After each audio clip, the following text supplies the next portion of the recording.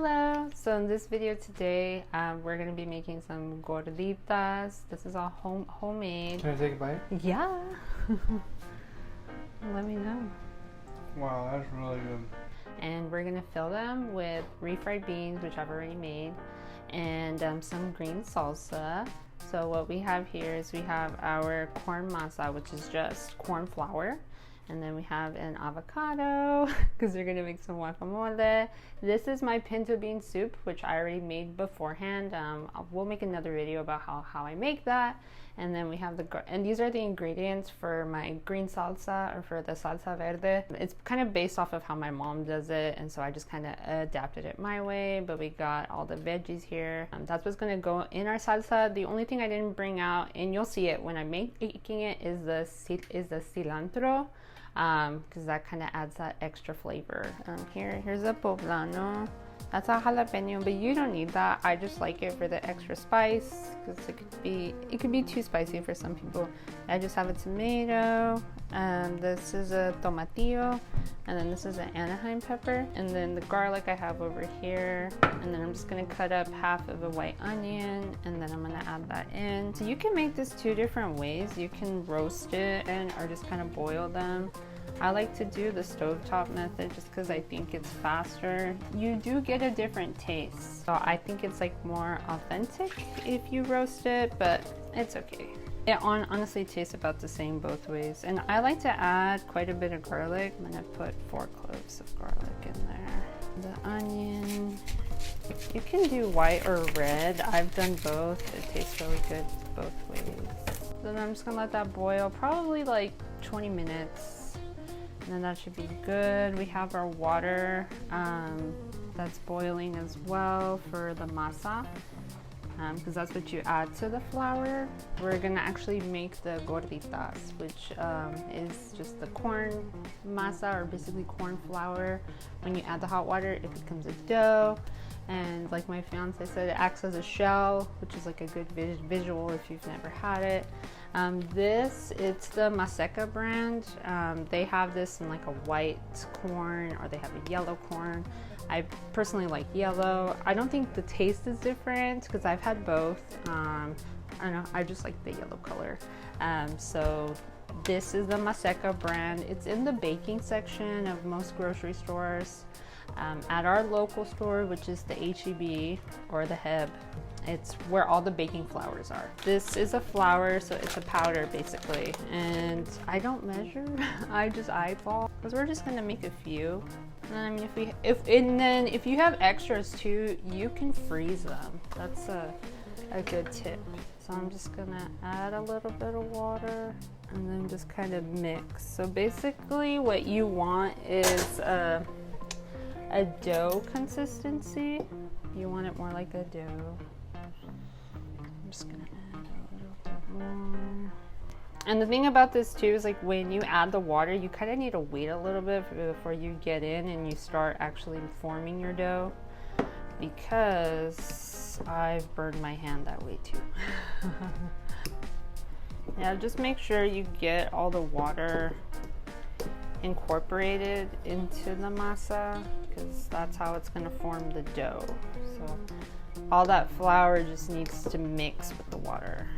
Yeah, so we're just going to let this kind of do its thing, cool down a little bit before I actually go in and form the little cakes or the patties. Make the guacamole. Basically, what the spices that I like to use are pepper, garlic, and then the cumin. So I like these 3 spices. That's how I make it. And then of course you need the lime. That's the star. Apart from the avocado. Hack at the seed and then it'll come out. And then you just get your spoon and then you scoop it out. So, and then now we're gonna add our lime. So I'm just squeezing the lime juice. But if you roll the lime, that'll like kind of get the juices out, and it'll make it easier when you squeeze it, or it'll make it more juicy.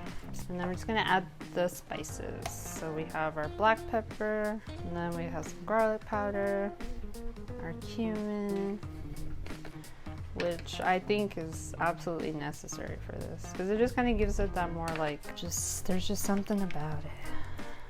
And then I just kind of like to mix it around, just incorporate all the spices. And then save the seed. Tip, save the seed and it'll keep it from oxidizing or turning brown. And there you go. That's how I make my guacamole. The masa that we prepared, and the masa is just our maseca with hot water. And so I actually took a look at it and I added a bit more water. Just because I was folding it over and I saw that there was still some powder. So basically you want to get all the powder, which is the flour, mixed with water. So all of that has mixed together. It's looking good. It's kind of bouncy. And if you grab some, you want to be able to mold it. So you can see I'm kind of making it into a ball. So this is the consistency. This is the texture. Like this is what you want. So just like a helpful tip. Because like I said, like I eyeball things, I don't measure. So just visually, like I can tell and I can feel like this is the right consistency.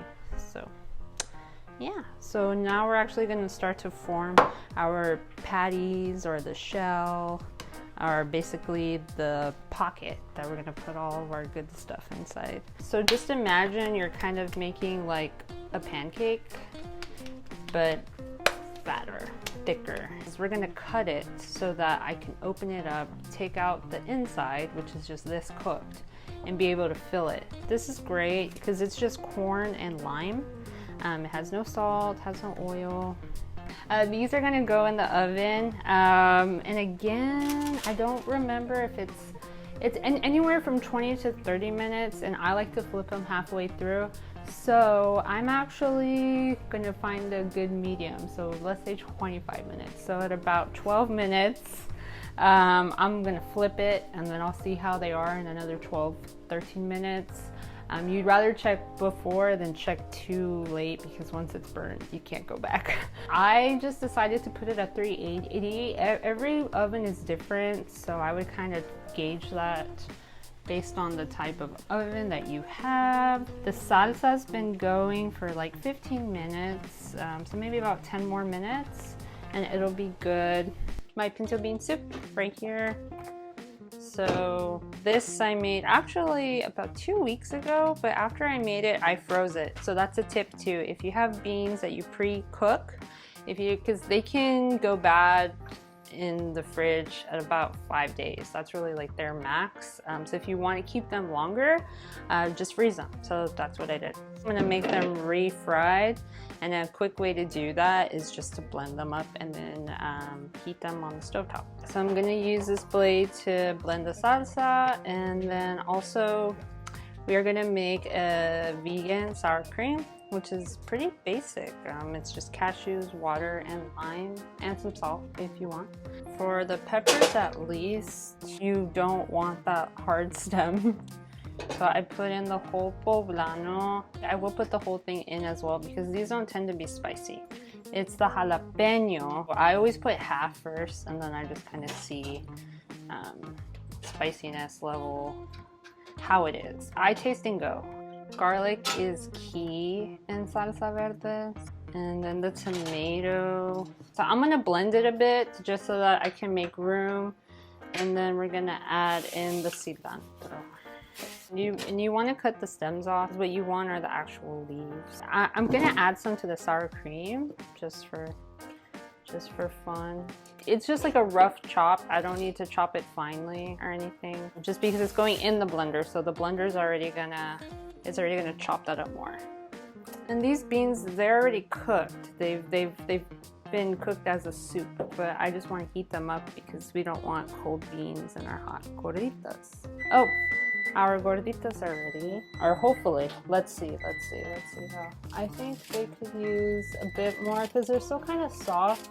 I want them a bit more crunchy, so maybe I'm gonna put them in for 2 more minutes. So I just need them to cool off, and then we can make that slit and then just take out the insides and make our shell. So I'm pretty sure these are good. So it was 24 minutes, so 26 minutes in total. I do it by visually and then just kind of how it feels. Like it's not wet anymore. That's kind of what you want to make sure that all the masa was cooked, and it has been. They're still kind of like flexible, but they're all cooked now. They're a little crispy on the outside. I just took them out of the oven so they can cool down so I can actually like handle them, cut them, make the slit.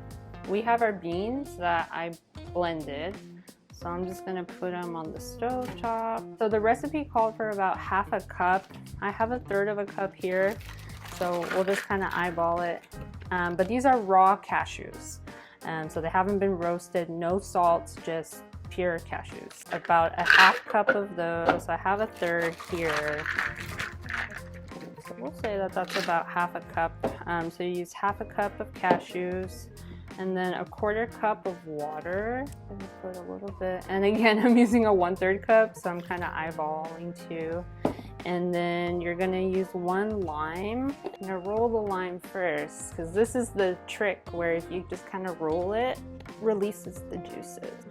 Okay, so we have our cashews, we have our water, we have our lime juice, and just for fun, to give it that green color, I'm gonna add some cilantro. Yeah, what I'm trying to do is just kind of, you want the inside like that. And so this is like our pocket. So we're gonna fill that with whatever yumminess you want. Now that I'm making these, just tip for anyone watching this, you probably want them thicker, because I see as I'm cutting them, since they're so thin, the force of me just trying to make that slit breaks them. Now we're building what we've been waiting for this whole time, is our gordita. Okay, so I have my shell here, and then these are the beans, looking super good. So you can build them how you want. There's really no order. I'm just starting with the beans first, so you know, just putting a little bit of beans in there, and as you can see, this is your shell, this is your pocket. And then next, guacamole, and so this is how it came out. It's been in the fridge this whole time, so it's nice and cool. Here's the salsa verde. Here's how that came out. So I'm gonna add some of that. Next, this is our sour cream, which is pretty creamy. So I'm just gonna put some of that on there, and then you can probably squeeze. I think I have some lime left. So yeah, there we go. And then we can just put a little bit of cilantro on there, and then there you have it. There's a gordita, ready to be eaten. And there's that.